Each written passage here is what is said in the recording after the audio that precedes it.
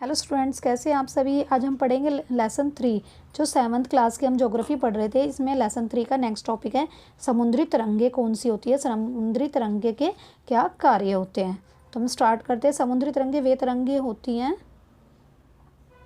जो समुद्र की लहरें होती हैं, लहरें अप डाउन करती हैं, उसमें साउंड भी आता है, उसी को ही समुद्री तरंगे कहा जाता है। इसके क्या कार्य होते हैं? इसके 4 कार्य होते हैं। समुद्री गुफा, तटीय मेहराब, स्ट्रैक, समुद्री भृंगु। तो हम स्टार्ट करते हैं। समुद्री गुफा। समुद्री तरंग के अपर्दन और निक्षेपण के कारण तटीय स्थलाकृतियाँ का निर्माण होता है। जो समुद्री तरंगे होती हैं वह पानी और हवा के प्रेशर से, लहरों के प्रेशर से उन जो पहाड़ बने होते हैं, जो छोटे छोटे पहाड़ होते हैं समुद्र में, उनके कारण पानी के प्रेशर और साउंड के कारण वह कट जाती हैं, यानी उनका अपर्दन हो जाता है। अपर्दन और निक्षेपण के कारण तटीय स्थलाकृतियाँ का निर्माण होते हैं। समुद्री तरंगों के लगातार शैलों के टकराने से दरार आ जाती है और समय के साथ साथ वे बड़ी और चौड़ी होती जाती है, यानी दरार आ जाती है, वो धीरे धीरे बड़ी और चौड़ी हो जाती है, तो एक समुद्री गुफा बन जाती है। सेकंड है तटीय मेहराब। समुद्री गुफाओं के बड़े होते जाने पर उनके केवल छत ही बचती है, जिससे तटीय मेहराब का निर्माण होता है। यानी कि पहले समुद्री गुफा बनती है, उसके बाद जो गुफा होती है उसके ऊपर की जो छत होती है वो हट जाती है, जिसके कारण तटीय मेहराब का निर्माण होता है। थर्ड है स्ट्रैक। लगातार अपर्दन छत को भी तोड़ देता है और एक दीवार बच जाती है। यानी कि जैसे ये पहाड़ है, ये भी पहाड़ है, ये यहाँ पर पानी का तेज प्रेशर चढ़ रहा है तो इससे समुद्र गुफा बन गई, ये और बड़ी हो गई, तटीय मेहराब बन गई। लेकिन अगर बीच में ये बड़ी है और यहाँ पर पानी के प्रेशर से ये 2 टुकड़े हो जाते हैं, एक पहाड़ के पर्वत के ये 2 टुकड़े हो गए, ये स्ट्रैक बन गई। समुद्री जल के ऊपर लगभग ऊर्ध्वाधर उठे हुए ऊंचे शैलीय तटों को कहते हैं। जो समुद्री जल के ऊपर उठते हैं और वो शैलों से टकराते हैं, शैलीय तटों को कहते हैं। समुद्री तरंगे किनारों पर अवसाद जमा कर देती हैं, जिससे समुद्री पुलिन का निर्माण होता है। हिमनद किसे कहते हैं? हिमनद होती है वो बर्फ़ की नदियाँ होती हैं, उसको कहा जाता है। जैसे आर्कटिक और अंटार्कटिक में बर्फ़ है तो वहाँ पर वो अगर वहाँ पर नदी भी होगी या कहीं भी होगी तो उसे एक तरह से नदी कहा जाएगा, उसको हिमनद कहते हैं। हिमनद व हिमानी बर्फ़ की नदियाँ होती है। हिमनद अपने नीचे की कठोर चट्टानों से गुलाशमी मिट्टी व पत्थरों को अपर्दित कर देती हैं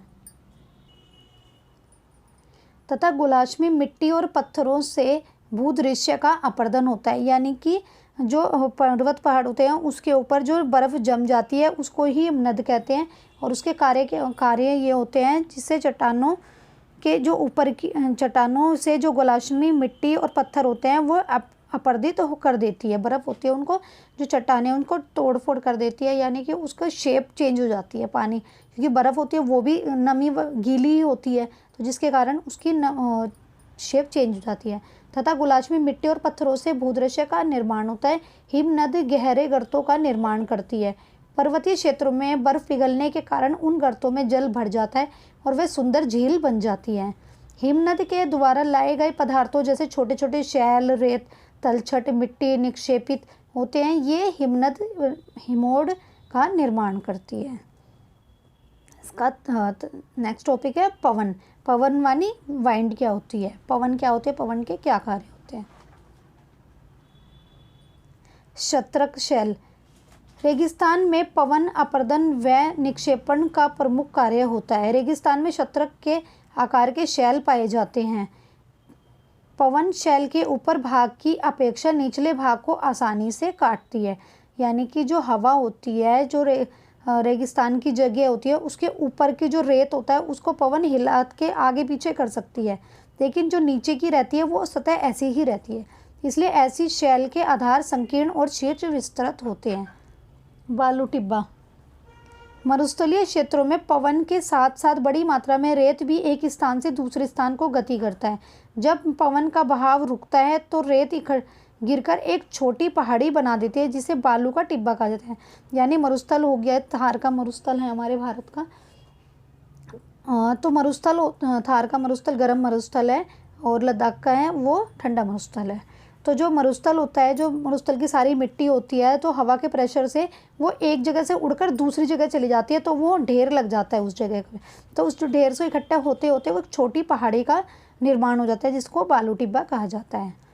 लोएस, जब बालू कण महीन व हल्के होते हैं तो वायु उनको उठाकर अत्यधिक दूर ले जाती है। जब जो बालू के रेत के कण होते हैं वो छोटे और हल्के होते हैं, तो हवा एक जगह से उठाकर दूसरी जगह ले जाती है, तो उसे लोएस कहा जाता है। चीन में विशाल लोएस निक्षेपण पाए जाते हैं। कहाँ पाए जाते हैं? चीन में।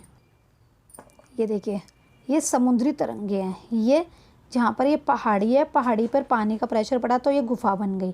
गुफा छोटी थी, ये बड़ी हो गई तो तटीय महरी बन गई। फिर उसके बाद ये यहाँ पर इकट्ठी हो गई, इसकी शेप चेंज हो जाती है, बीच में दरार आ जाती है, जिसके कारण स्ट्रैक बनती है। ये देखिए, ये हमारी हिमनद है। ये बर्फ़ है सारे में, और ये नदी बह रही है, ये बर्फ़ की जम गई है, तो इसको हिमनद कहा जाता है। ये रहा बालू का टिब्बा।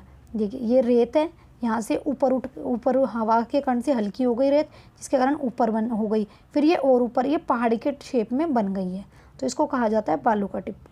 तो आपको मेरी वीडियो अच्छी लगी, उसको लाइक करें, शेयर करें, सब्सक्राइब करें। Thank you.